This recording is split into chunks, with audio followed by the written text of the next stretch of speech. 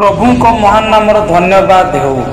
दिन प्रतिदिन वाक्य शुणुथिबा प्रभुंकर प्रिय लोक माननकु प्रभु जीशु ख्रीष्टंक बहुमूल्य नाम रे नमस्कार। आसंतु आजी पिता परमेश्वरंक पवित्र धर्मशास्त्र रु पठन करिबा। आउ उत्तम भूमि रे जहा पड़िला ताहा एपरि लोके जो मान उत्तम और सरल हृदय रे वाक्य शुणी ताहा धरी रखती एवं धैर्य सहकारे फल फलती। लूक 8 अध्याय 15 पद।